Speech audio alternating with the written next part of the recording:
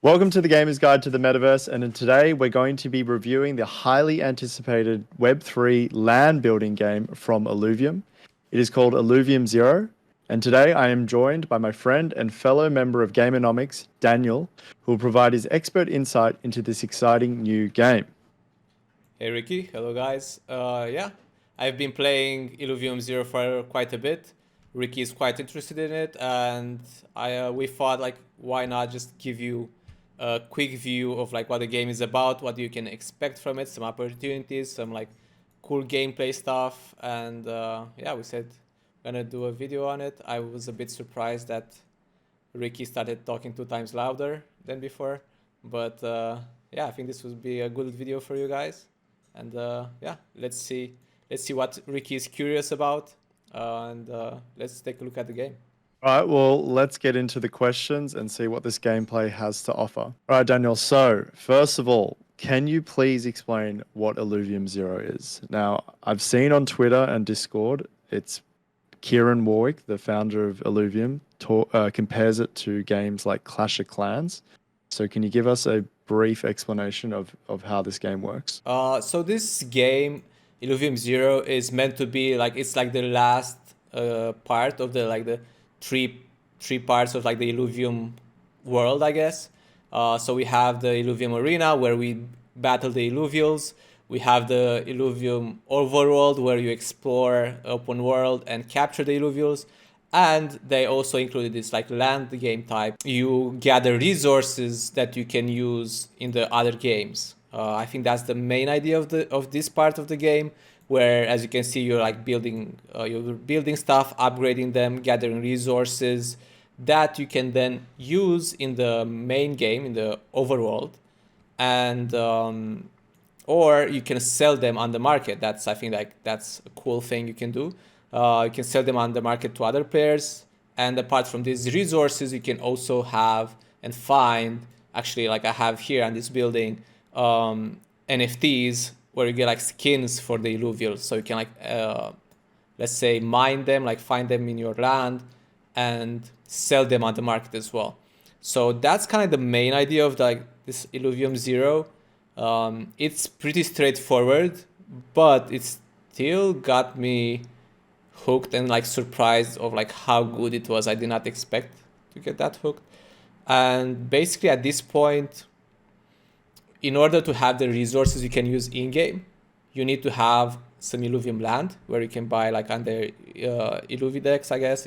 You have like, I think the floor is 0.4 ETH right now, but you can also play the free version of this game, basically where you don't need to buy anything, but you will not have these resources you're mining here. Like I can like show you here, you're not able to translate them in-game, use them in-game, or sell them on the market, but you can still play the game for free. So that's kind of the difference and the barrier to entry. So, these resources that you sell on market, are we able to sell these resources for real money, or like what do you mean by selling these resources on the market? Yeah, so from what I understand at this point, you have these these resources, Krypton. This is like the one that are actually worth something. Krypton, Hyperion, and Solon. And yeah, you will have actually you from the building stuff, you will be able to build here. You can see like marketplace, and you can create an uplink to the marketplace.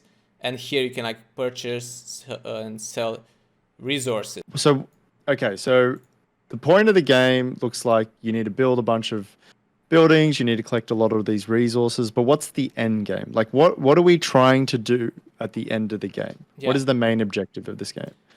Yeah.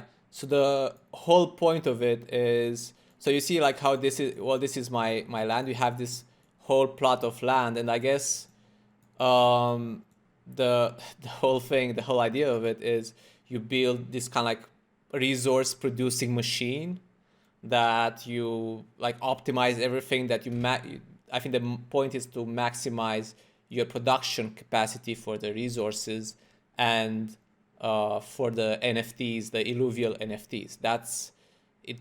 That's kind of like what the game is built towards. That's kind of like the end game where you, I guess I would have all of this land very efficiently put together with buildings full of buildings that are like producing nonstop, and I am like gathering these resources all the time. That's the Okay.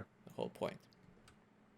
Okay. So let's go. Let's take a closer look at resources. So my understanding now is that there are, there's elements and fuel. So the fuel is the one that you can sell on the open marketplace, but elements are what you mine or harvest Yeah. off the blockchain. Is that correct? Yes. So let's get a bit into like the mechanics of the game, how it works.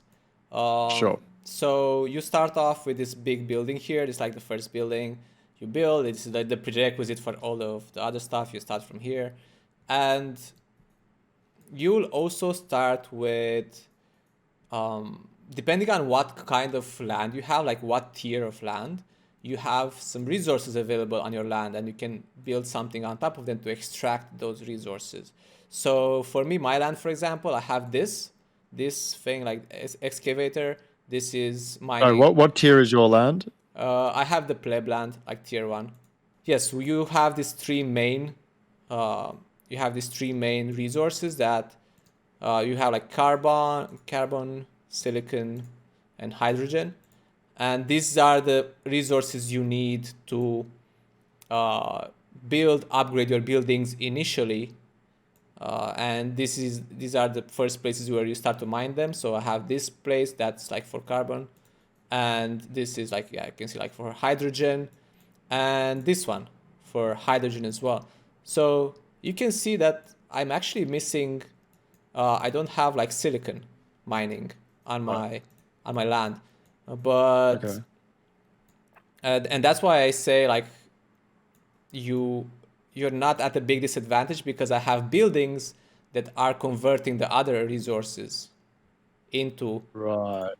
silicon. So for example, this building here, you can build it somewhat early in the game. You can use it to, it also passively gathers this like silicon resource, and you can also Yep. use it like from the air. That's kind of like how they say it. Okay. And you can also convert other resources into it. So these are the main three resources you need in the beginning to mid game, let's say, and you'll always need them for upgrading and building. But as you level up your buildings, you will need these like more like premium resources as well, that, like you said, you can like sell on the market, you can use them in game. So that's kind of like how the resources work. Okay. So basically you're saying if you get a piece of land that, say, only has a carbon mining element, Yeah. or sorry, carbon mining opportunity, then you're not screwed. You can actually Yes. convert that carbon into another element and still actually play Yep. the game at a decent level. Okay, Yes. so one question I do have now though is there's a lot of stuff on the screen, right? There's a Yes. lot going on. And for someone who's, maybe looking to jump into the game, it looks a little bit complicated. I mean, how easy was the early game? Was there a tutorial, or did you have to learn yourself, or is there any good content creators out there who made or you watched to learn at the beginning? No, actually, I think like the beginning stages are pretty self-explanatory. I think they make a lot of sense. You don't really need a guide or something. You do have here, actually, this really helped. Actually, now that I think about it, this goals part, it's like Okay. you have this goals section, and it tells you what to do. And like, actually, that was very useful in the beginning. Actually, it showed me, Okay. oh, I should do this. I should do this. Like, it gave me achievements and rewards for those achievements. So it gave me an order for things to build and upgrade. So that was actually very helpful in the beginning, Okay. until I got the hang of things.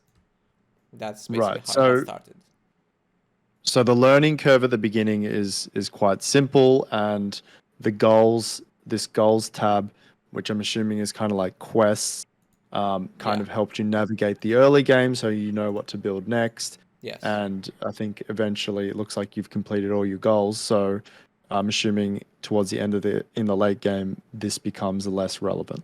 Yeah, exactly. Yeah, it gives you a nice boost in the beginning. You get a lot of stuff to claim here, but Yeah. Yeah, actually, I'm gonna get some pretty sweet rewards here, like 25 of each of these elements, for if I Yeah. upgrade the materials lab to level 5. Okay, Yeah. Wow. that's Okay, that's pretty the crazy. yeah. So that's the fuel. That's the one you can sell on the open market for real money. Yes, but in the beginning, Okay. you're probably yeah, it's more likely you're gonna use it for upgrading your stuff, your up buildings. You're probably better off like that. Right. Okay. So as the game progresses, you actually need to use this fuel to advance your buildings within the game. So you can't just mine the fuel, sell it. There's still a use case within the Illuvium Yeah, Zero game itself. yeah, Okay. yeah. So actually, we can even get a bit more specific with the fuel because I actually Okay. researched them a bit and I know like the types of fuel and what do we get from them. So this is the Okay. fuel, like Krypton is the fuel you would use in game for traveling to different tier of land. So like traveling around, like teleporting and stuff, the land. Okay. This is Hyperion is what you would use for upgrading armor, upgrading your gear. Okay. Okay. And this, I think like this, like Solon, maybe I'm mixing up the two, but I think this is how it is. And Solon is for capturing, like making those shards to like capture illuvials. Okay. Yeah. That's how it Okay. use you So would use each of them. Yeah. okay. So that makes sense. So each fuel has its own purpose, Yes. and I'm assuming if you are a landholder and you are trying to do this purely for profit, you probably want to find out what's high in demand Yes. or, is lacking in supply, and you want to focus on that for the time being. Yeah. Okay, so that's pretty interesting. All right, let's move on to in terms of the actual game itself, and perhaps let's talk a bit about the gameplay loop. So, you said you played a lot of hours. Yeah. Are these hours dedicated, or were you kind of spontaneous in how you play? Like, does the game, like, does the game make you want, like, when you wake up, do you need to check your land? Do you have that sort of level, or not so much? Yeah. Well, yeah. I think. Well, I did play quite a bit, as you can see. Like I'm level 237. I did grind it out, and I think yeah, it did a very good job of hooking me. Where yeah, exactly. I was waking up like okay, let's check my resources. I think it's very well made, and Yeah. there's quite a bit of stuff I like about it. Even though it looks simple at first glance, like bro, you're like just building stuff and upgrading it. Mm. And actually, that's what I thought in the beginning. But as you play it, there's so many subtleties and so many like still things you have to like manage and prioritize and like think about. And let me actually before anything else show you this kind of like more intricate parts before to understand the gameplay loop and stuff. Like I think it's the complexity of it is also very interesting to add on top of that because it's not as simple of a game as you would think.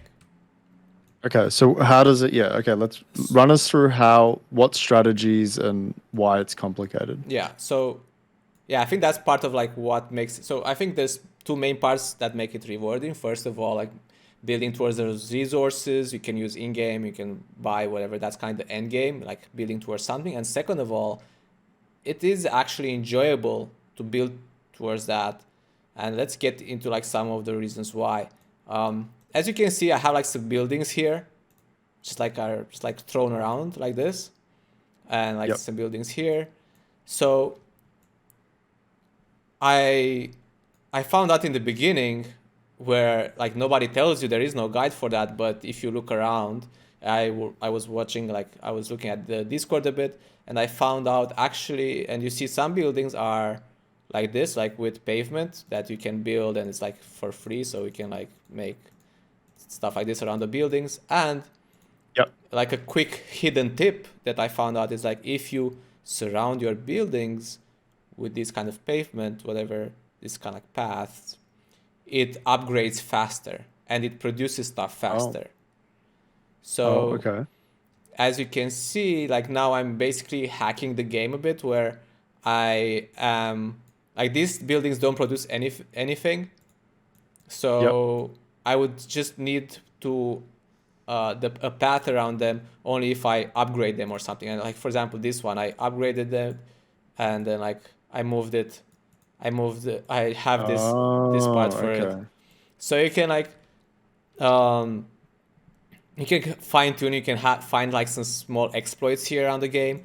So that would be Yeah. one that these ones are not producing anything, so I don't have to have them like constantly basically encircled here, because the positioning, like the second thing, like the positioning of buildings is very key, which I think adds another layer of complexity to the game. So I kept finding this like efficiency thing.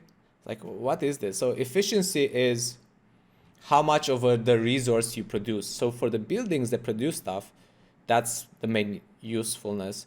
What is their production capacity? And if you can see here, this one has 150%. So let's say this at 100% produces like 10K, I actually got 15K of the resource. And Right. there is different compatibilities and incompatibilities between buildings. So I cannot have this building close to another building of its kind. So for example, let's say I can move it around, and you can watch how this changes, how the efficiency. See, Oh, like, okay. Yeah. so you can see like this one dropped, but also this one drops in efficiency when I bring them too close to each other. Right. So this brings a whole layer of complexity of like, you cannot just like, if you want to maximize your resources, you cannot just like throw buildings around.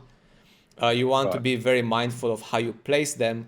And you have these power stations, which I also did not know what they do.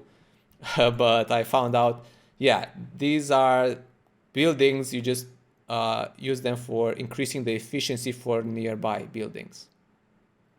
And the closer some So, buildings are to it, the more efficient they are.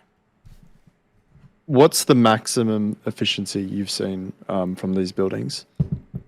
Yeah, 150 is the cap. 150 is 150%. the cap. Okay. Yes. So that building there, ideally, you do not want to move, or you do not want to put another building that might impact its Yes. efficiency. Yes. Okay.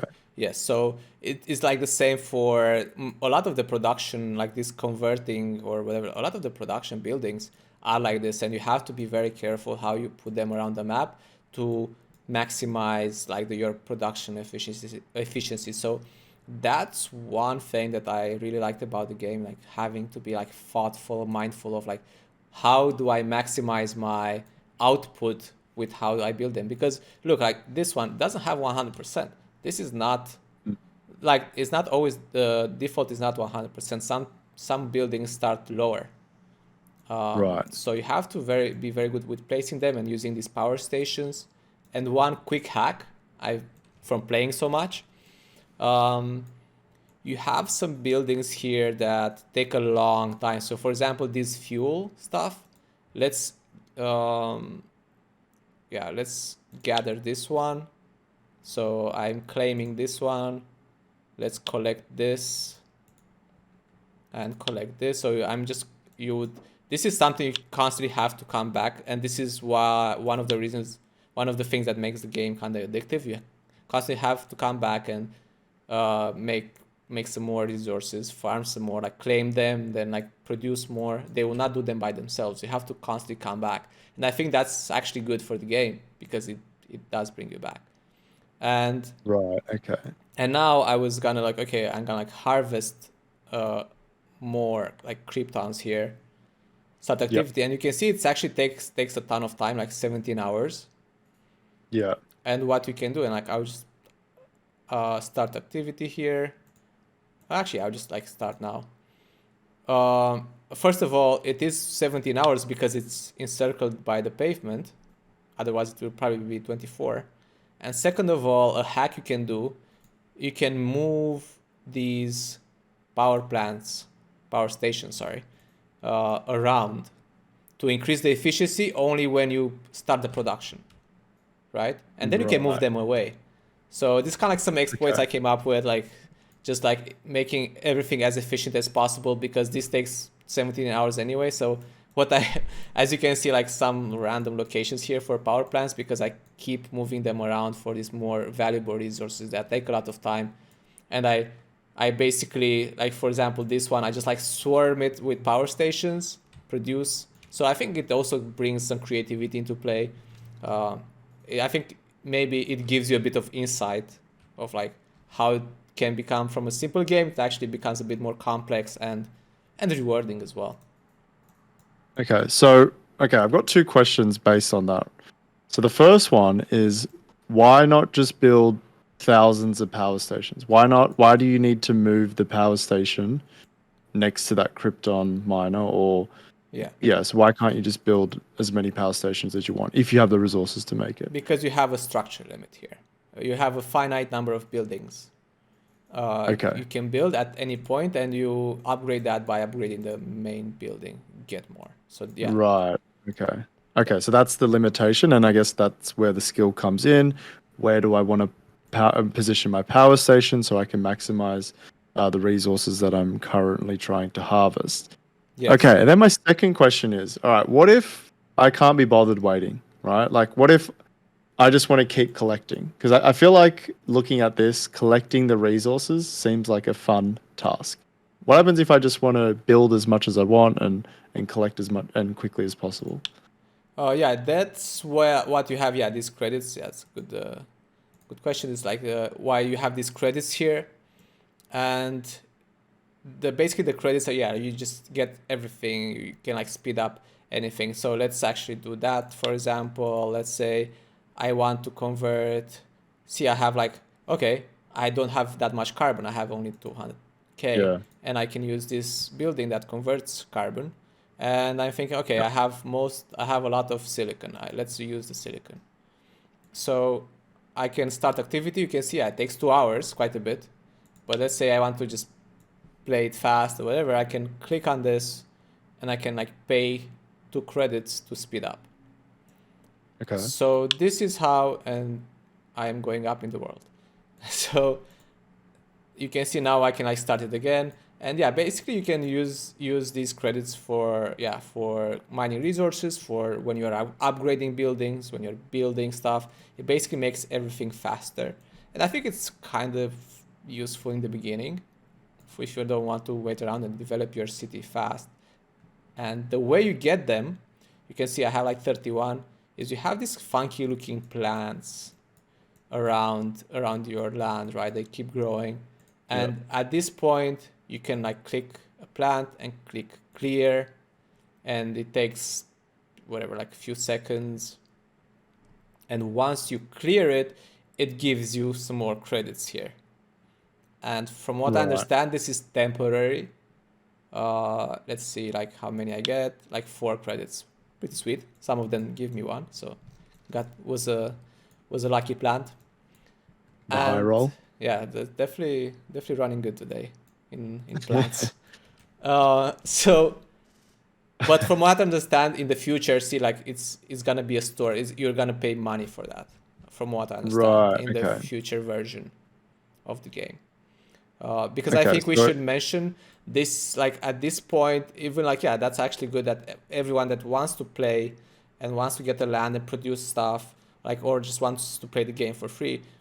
They will start like a new season. This was like season 0, and everything will get wiped on the 16th February or something. So pretty soon, and that's when everything starts fresh. So all of this progress will go away, and I think that's when they will start the season 1. That's when they start like the actual game. This is more like the testing phase for them.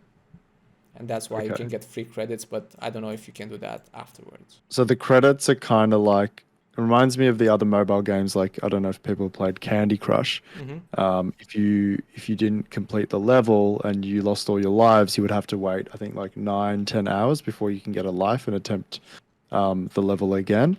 But if you don't want to wait, you can just buy another life, and obviously those cost real money. Mm-hmm. And that's how the game developers make the money. So these credits are basically the same thing as those.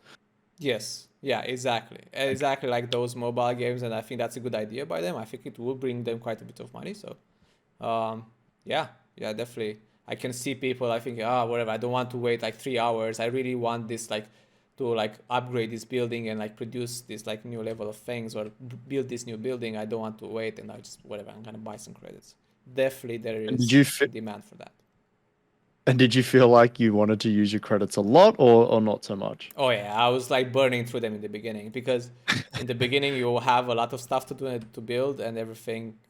Yeah, like I takes guess a it's while. exciting as well. Yeah, exactly. You're It's excited. Like exciting because you're like, oh, what's happening? Yeah. yeah. So I was very hooked and I was like really using credits a lot in the beginning. Yeah. Okay. Okay. So, all right. So it looks like you've explained the game quite well. We've gone through the credits. We've gone through the questing. Now, this game, are there any multiplayer features? Like, can I, let's say I wanted to have a look at your land Mm. in the game. Obviously, I can watch it through the screen share, but if I was in the game, can I come visit your land, have a look, or can I trade with you, or any sort of social features or, multiplayer features with the game? At this point, there is none. I don't even think. Yeah, you cannot really see other people's lands, like what they have on them. You can see other lands, the resources they have available on them, like the empty land, like how Yeah. what resources it has, but you cannot see like what buildings or if everyone is using that land. You can just see the land NFT thing. No, Right. don't Okay. really have a social aspect right now, even though I have heard that they are thinking about like implementing some stuff like that in the future. But no, at this Okay. point, I'm just bragging to you guys on the Gameonomics group. Like, yeah, I can just brag. I'm level 242 or something, but that's Yeah. all the Okay. social So, elements of it. so there's no leaderboard or anything like that right now. No, no. Not that I know of, because I did explore all these menus and no, there is Okay. none. Actually, we something we did not mention that I think is very relevant. You can also play this on your phone, which is very cool. Yes. Yes, that would definitely be an important. This definitely feels like a mobile friendly game. It Yes. looks simple enough. I think I would be a little bit concerned about how cluttered the screen could potentially get, but I mean that's Yeah. part of the end game, right? Yeah. It's not ideal to play on the mobile with, like you said, all the buildings and stuff, but it gets the job done in terms of like, okay, let's just quickly collect my resources, like mine some more, and whatever, then get back to my day. So Yeah. Okay. in that sense, I Right. think it's perfect to have it on mobile. Yeah, and I also think it's a great idea to have on mobile. These types of games are great for people who commute to work. Like, you're on the train, you got nothing better to do, have a quick little harvest, build a few buildings, and then, go on with your day. Or, you know, some people I know like to go to the toilet with their phone. So this would be Yeah. another good on the toilet phone game. So, Perfect toilet yeah, game. definitely. Yeah, can definitely see a lot of potential with the toilet mobile game players. Yeah, Are you toilet one of game. those players, Daniel? Are you a toilet grinder? I did do it once or twice. Okay. I will admit. So it has some addicting features to get you to bring it into the toilet. That's a good sign for a Yes. game, right? Yes. Yeah. Exactly. There's like, that's the toilet king game. The Um, toilet grinders. Are there any glitches? Are there any bugs, or even just any user interface, inconveniences, let's call them, whilst playing the game? And this is probably good for developers who potentially might watch this video, mhm. who bug fixes or just quality of life changes. Yeah. Uh, Given the fact that it's like just released, I think it still is impressively smooth and impressively like bug free. Like I did not really get that many issues. One of the few things is just like when you're moving buildings around, it's hard to like click them if they're behind another building, especially if they're like producing stuff like this. So for example, this one could be a bit harder to select if I built it somewhere else. So buildings behind buildings are harder to select sometimes. If let's say you want to move them around or upgrade or like just click them for any purpose, they're sometimes a bit annoying to Okay, so click. maybe to resolve that issue, maybe there should be a toggle feature. So like rather than having you can toggle on and off the when the harvest is ready, you know how it's bouncing around the icon. Yeah. There should be maybe a function to toggle on and off, so you can click behind if you need to. Yeah, like right now I was just getting around that by just like I just could like find like the corner of the building behind like the Yeah. icon or Okay. something, but I don't know if that's I could still do it. But it was a bit hard. Yeah, at times. Yeah, I mean, yeah, they could definitely implement a toggle feature, hide on, hide off, and that'll allow. Particularly, I could imagine like, I mean, you're level 245. It seems like there's still a lot of space on your land, but I could imagine if you know, you're a real toilet grinder and you're playing this every day, Yeah. you could have the whole map just full of buildings, Yeah. and that's probably when it becomes a big issue. Yes. Yeah. That's one of the things. Um, Another just like main thing is how you cannot click to remember your login, and I have a custom password, and I have to like go take it from my password manager all the time. Because if you do that at this point in time, it was the thing that if you click remember me, then the game just doesn't Yep. start anymore. All right. Okay. So I got that on my PC and on my phone. That's why on my phone I was just too lazy to just like uninstall everything, reinstall it because it's like a big game on the phone as well. It takes a while. Right. So that's actually that they actually lost a toilet user, toilet Right. player with that Okay. bug. Well, hopefully they fix that before the next season's launch. Yes, Um, that was yeah. annoying. I guess the big question is, would you play this game if the blueprints and or the fuel did not hold any monetary value? So, if this game had no crypto element, um, but yeah, like the blueprints and the fuel, you couldn't sell for real money, would you play this game? Mm, so you'd say like I would play this just to build things and stuff like that. Yeah, exactly. Would you play the game just to build things? Can I use the resources in Let's game?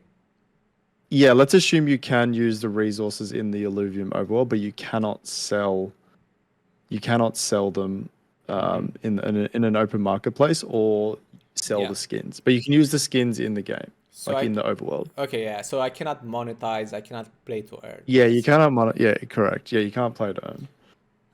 Me personally, I would probably not play it, um, just because I'm not gonna play Overworld that much probably, and so I will not have that much use of these resources in the main game, because I'm not gonna like play it that much. Uh, Right. but if I would be like, okay, gonna play all three of them, and I think, yeah, for sure, I'm gonna play it, and I would have a lot of joy playing it in the process. But for me, I think that's why like this game is so good, because I don't play that much nowadays. I don't like I will not grind overwall like 12 hours a day or something. So for me, it's like a slower paced game. I can keep coming back to, yeah, like you're on the toilet, or it's like now and then you can do your maintenance like 20 minutes a day, and you still have something to gain from it at the end of the day.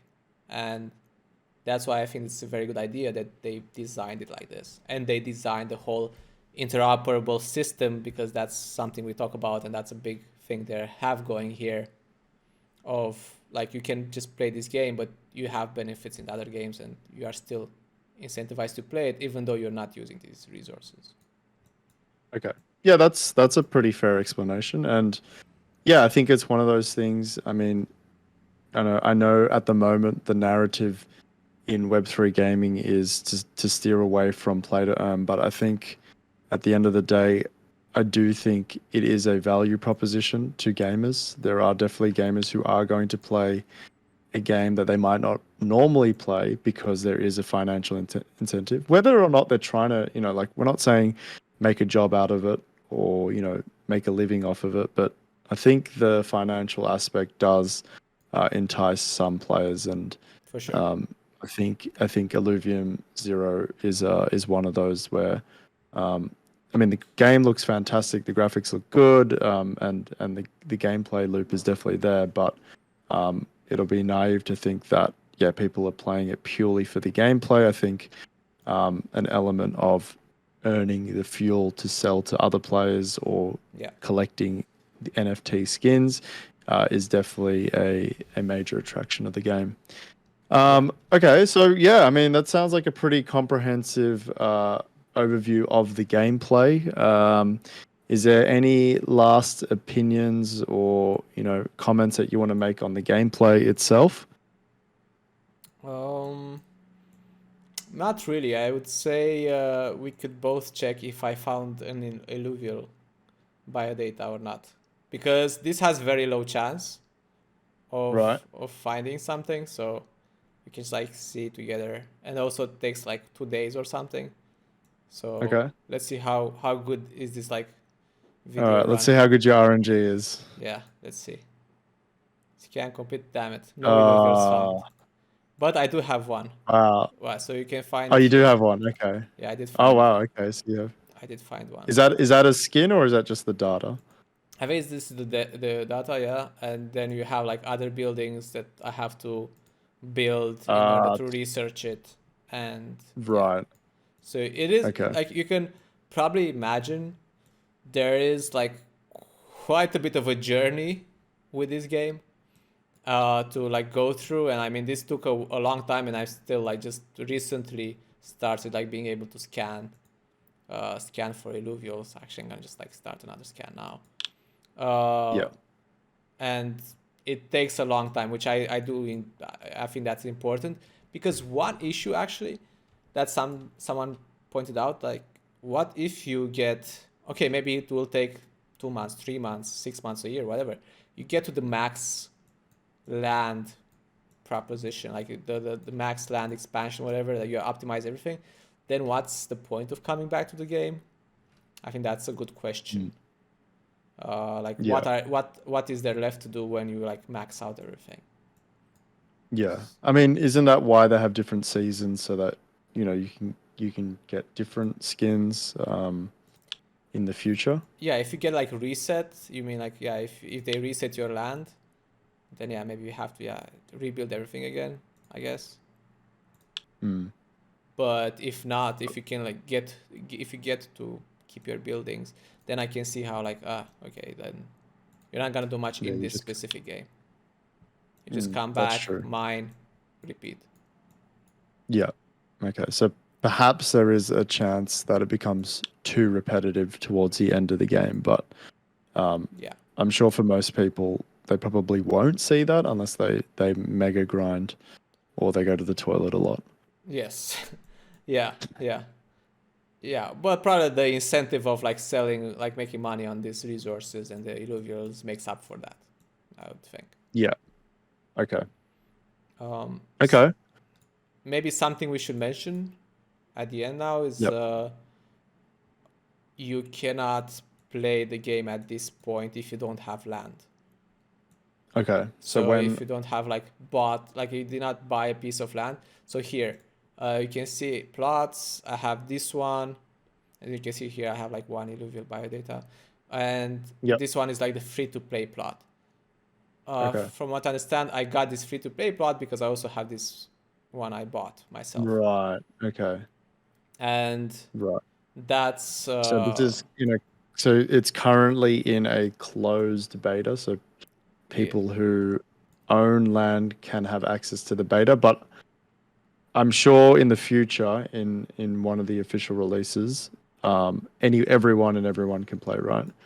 yes, yeah. Then it will be, you will have this one that's like free-to-play, and I think this one is good to go into because it showcases. I have my land. You have a lot of grass here because it's in a specific area of the map. This land, but I have like this other free-to-play one. You can have a different theme to it. And for example, this it's like a completely different setting and like style of like environment. The buildings are the same, but the plants, everything, it's placed in the different area of the world map, and Okay. you have different aesthetics here in terms of land, which makes it like adds some like intricacy further, like just makes it more cool and unique Yeah. as a game. Yeah. Definitely. Okay, so different regions have different environments. Everything Yes. stays the same. But yeah, so it's basically just like a skin of your land, really, Yes. of how you want to play the game and what environment you want to play in. Yes. Okay, well, that was a pretty good overview of the Illuvium Zero land, and hopefully you guys learned as much as I did. There's definitely some tips and tricks that Daniel went through that we definitely wouldn't have learnt without hours of gameplay. So make sure you go use those out to increase your resource production. Daniel has also written an article on Illuvium Zero. I'll leave a link in the description below. So if you want to get more information on Illuvium Zero land, go check that out. As always, we are the channel that focuses on Web3 gaming. So if you want to see more gameplay reviews and want to know more about perhaps the overall business model of a Web3 gaming project, then we are the people for you. We do YouTube videos and articles, and go follow us on Twitter if you want to find out more. Daniel, thank you for coming on and sharing your expertise with us. And hopefully we'll see you in some more videos soon. Sure. Really enjoyable. I really like that we are starting to have some quality games in the space. Some games that I actually enjoy playing. So it's good. Like hopefully we're gonna do some more games like this. Yeah, definitely exciting with all the new games coming out. So yeah, subscribe to the channel and let us know what you guys think of Illuvium Zero Land in the comments below, and we will be in touch. All right, guys, see you soon.